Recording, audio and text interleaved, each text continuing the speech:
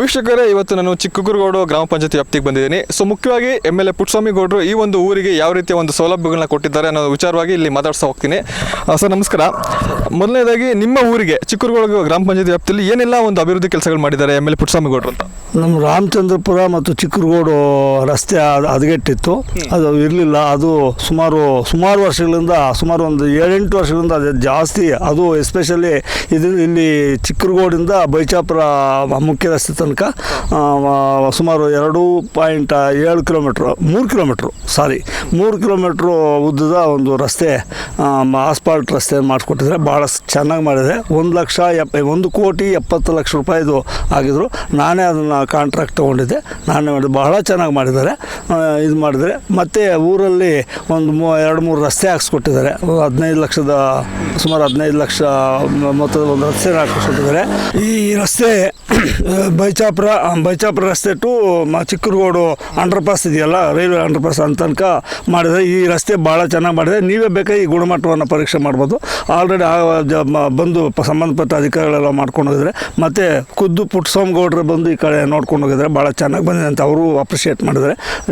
Department ಮಾಡಿದ್ರೆ ಜನ ಅಂತೂ ಅವ್ರನ್ನ ಹೊಗಳ್ತಾ ಇದ್ದಾರೆ, ಈ ರಸ್ತೆ ಮಾಡೋದಕ್ಕೆ ಇದು ಮಾಡ್ತಾ ಇದ್ದಾರೆ. ಅದಕ್ಕೋಸ್ಕರ ಭಾಳ ಉತ್ತಮವಾದಂಥ ಕೆಲಸ ಮಾಡಿದ್ದಾರೆ. ಈ ಒಂದು ರೋಡ್ ವಿಚಾರವಾಗಿ ಎಸ್ಪೆಷಲಿ ಮಾತಾಡೋದಾದ್ರೆ, ಈ ಎಸ್ಪೆಷಲಿ ಇದು ಮಾತಾಡಬೇಕಾದ್ರೆ ಈ ಊರಿಗೆ ರೋಡೇ ಇರಲಿಲ್ಲ.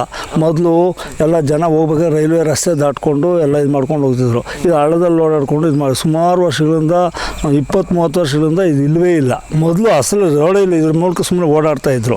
ಆದರೆ ಪುಟ್ಟಸ್ವಾಮಿ ಗೌಡರು ನಾವು ಗ್ರಾಮಸ್ಥರಲ್ಲಿ ರಿಕ್ವೆಸ್ಟ್ ಮಾಡ್ಕೊಂಡಾಗ ಅವರು ಓಟನ್ನು ಲೆಕ್ಕ ಮಾಡಲಿಲ್ಲ, ನಿಷ್ಪಕ್ಷಪಾತವಾಗಿ 2.25 ಕೋಟಿ ಹಾಕಿ ಇದು ಏನು ಪ್ರೊಟೆಕ್ಷನ್ ಚನ್ನಬೈನಹಳ್ಳಿ ಒಂದು ಊರಿಗೆ ಇವಾಗ ರಸ್ತೆ ಕಲ್ಪಿಸ್ತಾರೆ.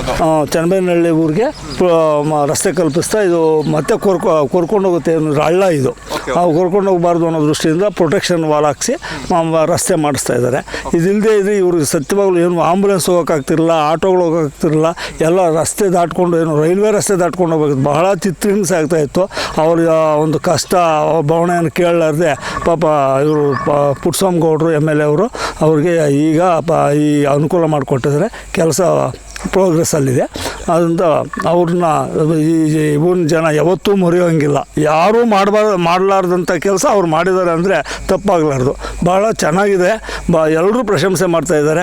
ಅವ್ರನ್ನ ಬಂದ ತಕ್ಷಣ ಊರಿನ ಜನ ಎಲ್ಲ ಬಂದವರು ಹೂನಾರಗಳು ಹಾಕಿ ಸ್ವಾಗತಿಸಿ ಸಂತೋಷಪಟ್ಟರು. ಅಂಥ ಕೆಲಸ ಮಾಡಿದ್ದಾರೆ.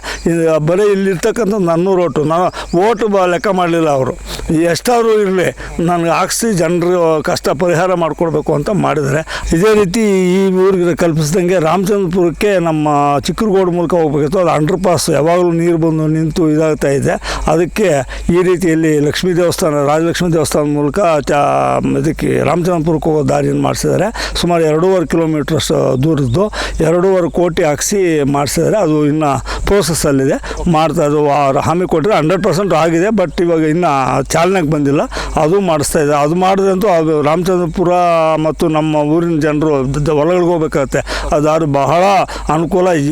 ಎಂದು ಹಿಸ್ಟ್ರಿಯಲ್ಲಿ ಆಗಿರಲಿಲ್ಲ ನಮ್ಮೂರಿಗೆ. ಅಂಥ ಕೆಲಸ ಮಾಡಿಕೊಟ್ಟಿದ್ದೆ ಅವರು. ಮತ್ತು ಅದು ಅಲ್ಲದೆ ಇನ್ನೊಂದು ನಾವು ರಿಕ್ವೆಸ್ಟ್ ಮಾಡಿದ್ವಿ ಗ್ರಾಮಸಭೆ ಚಿಕ್ಕಗುರುಗೋಡು, ಅಲ್ಲಿ ರೈಲ್ವೆ ಅಂಡರ್ಪಾಸ್ ಇದೆಯಾ, ಅಲ್ಲಿಂದ ಬೈಚಾಪುರಕ್ಕೆ ಹೋಗ್ತದೆ ಹೊಲಗಳ ಮೂಲಕ. ಅದು 4 ಕಿಲೋಮೀಟ್ರ್ ಇದೆ. ಅದನ್ನು ಇದು ಏನು ಮೆಟ್ಲಿಂಗ್ ಮಾಡಿಸ್ಕೊಡ್ತೀನಿ ಅಂತ ಆಶ್ವಾಸನೆ ಕೊಟ್ಟಿದ್ದಾರೆ. ಅವ್ರ ಆಶ್ವಾಸನೆ ಕೊಟ್ಟರೆ 100% ಮಾಡೇ ಮಾಡ್ತಾರೆ. ಅಂಥ ಕೆಲಸಗಳು ಮಾಡ್ತಾರೆ.